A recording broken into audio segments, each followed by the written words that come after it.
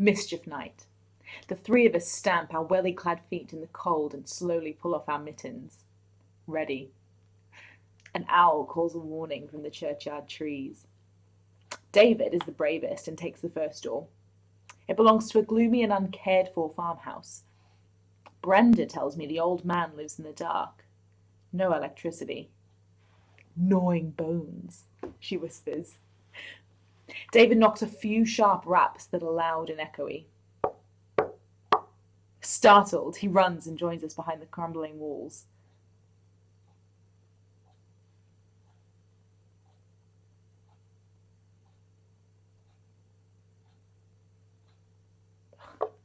Nothing. We peer back at the still closed door and whisper to David to try again. He shakes his head. And then the door opens. I can see thee, the little beggars. I've got me stick. We scarper. I risk a quick glance back at the farmer, dressed in a cap and pajamas, brandishing his stick at us. Once we're safely hidden behind a hedge, David shouts with laughter. He had his greasy old cap on. David is relaxed and boastful now, having done his door.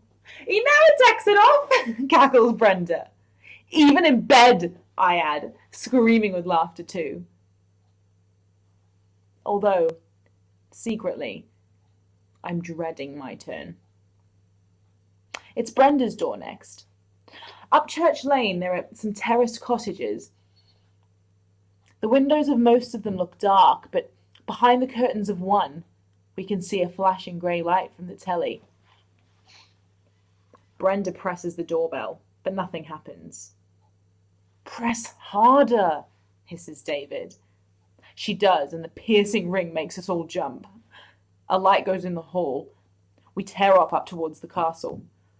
Sharp words follow us down the lane. I'm not laughing, Brenda Burns. And you others. I'll be having words with Mrs. Turner up at the school. Shall we go home? Brenda says. She looks like she might cry. We're all afraid of Mrs. Turner. But David says to me, you haven't had your turn. I don't really want my turn. I only came tonight because I wanted to impress Brenda into being my best friend.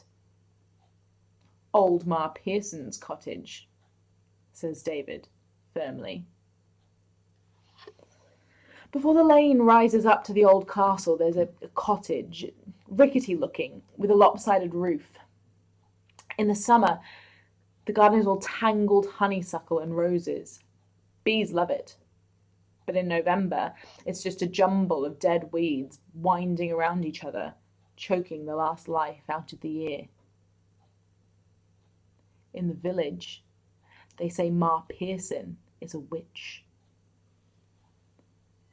The moon hangs silently in the sky, lighting up the toothy outline of the broken castle up on the hill. We play in its ruins when it's daylight. Too many ghosts in the dark. My friends stand beside the wonky gate, ready to duck down. The only sound is the slow, hollow clomping of my wellies. I knock at old Ma Pearson's front door.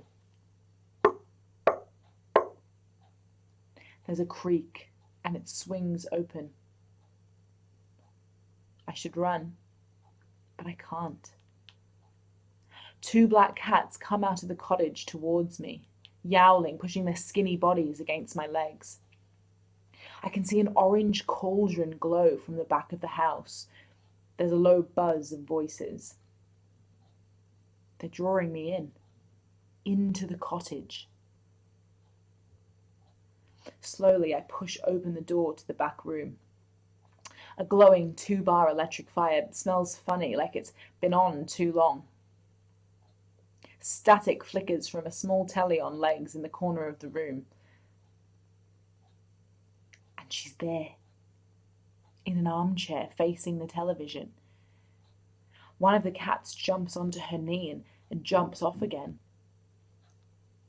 On the arm of the chair rests a hand. It's twisted and knobbly like an old tree. Hard veins look almost green in the orange light. I reach out and touch the hand. It's cold. Like the china dogs on the mantelpiece at home, or the big metal key for the tool shed. Stiff. One of the cats yowls. I turn and run out of the cottage. My chest hurts. The breath has been shocked out of it. The muffled, giggling quiet of Mischief Night would have been shattered by my gasping screams. If only I could make a single sound.